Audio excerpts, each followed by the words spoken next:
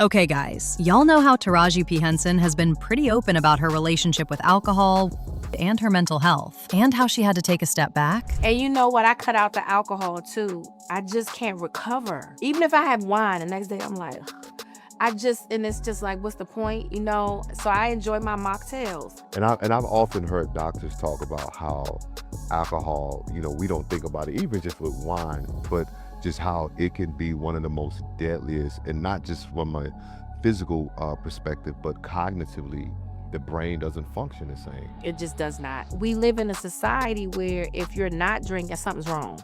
Girl, why you not drinking?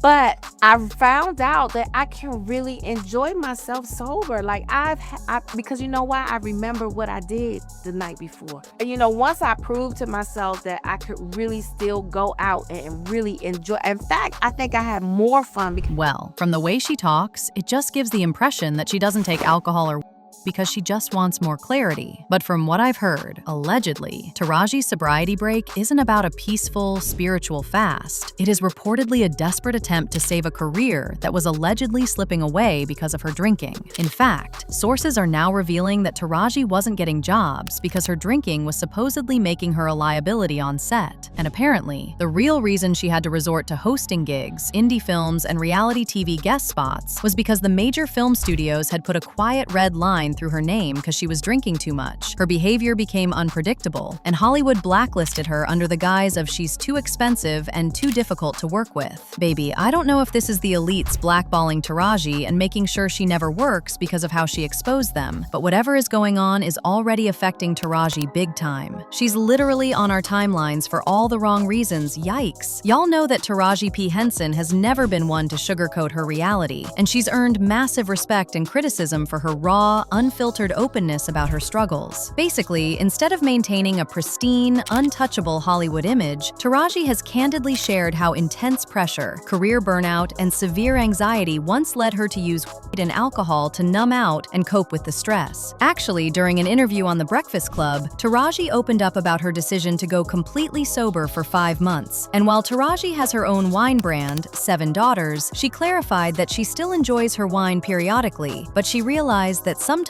to be fully present and preserve her mental peace, she has to step back and sober up. Drink anymore? How did that? I do have my wine brand, Okay. I love my 7 Daughters, but I do take breaks. For 5 months I had stopped drinking because I felt like I needed clarity. I needed to get rid of some negative energy that was in my life that I couldn't see. Because, and not to say that I have a drinking problem or anything like that, I just think like you fast sometimes because you need to reset your system.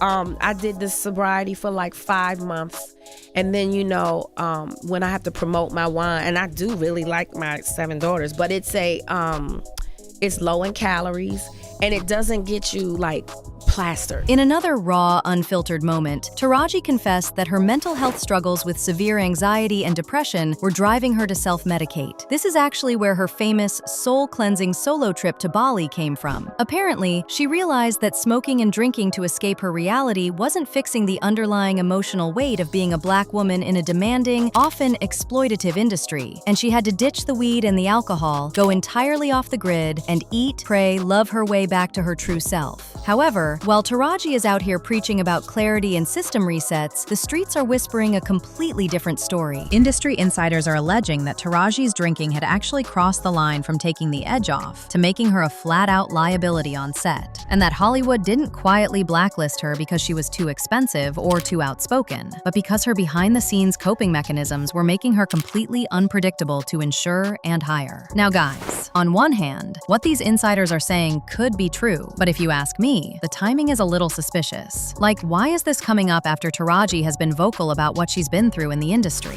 I mean, Taraji has said quite a few times, including very recently, that she's been underpaid, and even for significant roles that she got, she had to fight. I still don't feel like I'm getting paid what I deserve. And Today, I haven't gotten a raise or paid.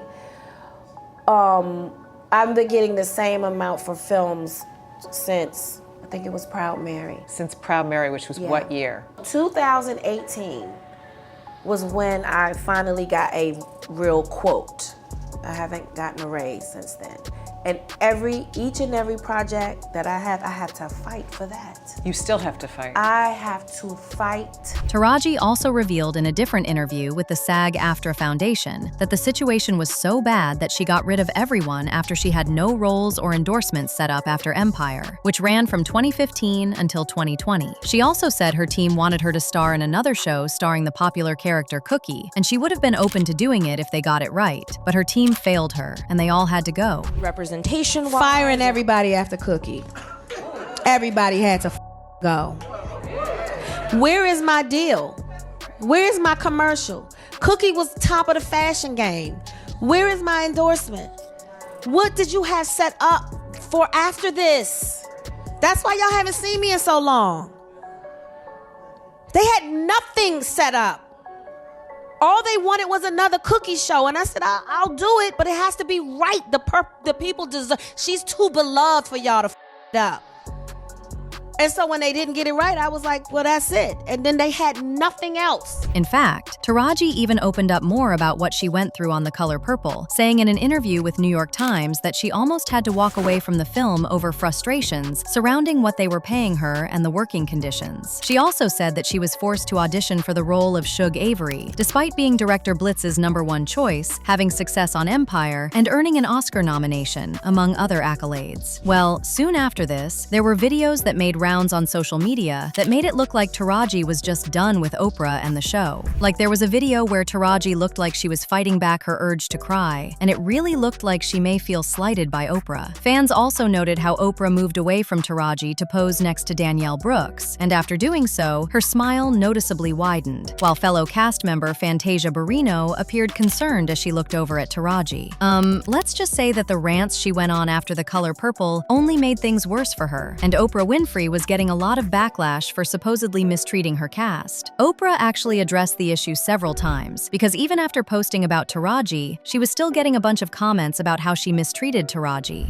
About this whole Taraji, I heard I was trending yesterday because people are saying that I was not supporting Taraji. Taraji will tell you herself that I've been the greatest champion of this film, championing not only the behind-the-scenes production, but also everything that everybody needed. So whenever I heard that there was something that people needed, I'm not in charge of the budget because that's Warner Brothers. You know, that's the way the studio system works. And we as producers, everybody gets their salary. That's negotiated by your team.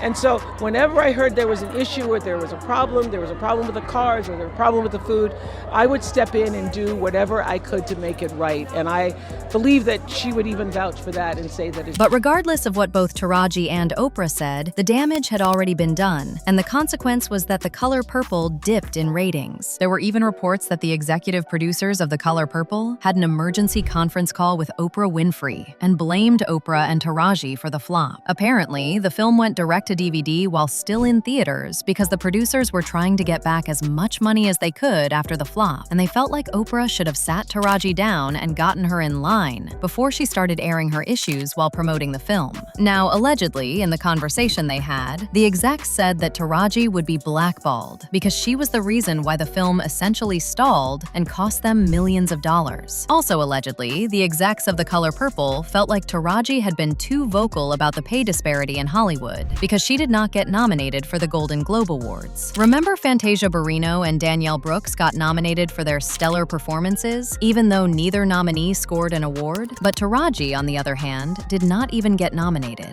Honey, soon after this is when the rumors started claiming that Taraji's public battle with severe anxiety and her admission that she used alcohol and to numb out was actually code for a much bigger, messy problem that was happening behind closed doors. I mean, Taraji has admitted she is terrible at auditioning, and now some sources are spilling that the numbing out before major industry meetings or auditions made her look unprepared or erratic, which is why she wasn't landing the major blockbuster roles she deserved. Also, like I said, back in late 2023, Taraji famously fired her entire representation team because they couldn't properly capitalize on her Empire fame. While she blamed them, more rumors are now swirling that her team actually gave up on her because managing her lifestyle while she was using all sorts of things had become really difficult. Now, of course, her fans find this ridiculous cause. Taraji had already clarified that she doesn't have a drinking problem, but chose to do sobriety fasts because she needed absolute clarity and wanted to rid her life of negative energy that she couldn't clearly see. And instead of Hollywood addressing the fact that an Oscar-nominated, Golden Globe-winning household name was still fighting for basic parity and proper on-set accommodations, like being given rental cars instead of having to drive herself to set, suddenly, anonymous industry sources began leaking stories that her representation team didn't fail her, but rather that she was unmanageable. According to her fans, her honest admissions about battling severe anxiety and occasionally using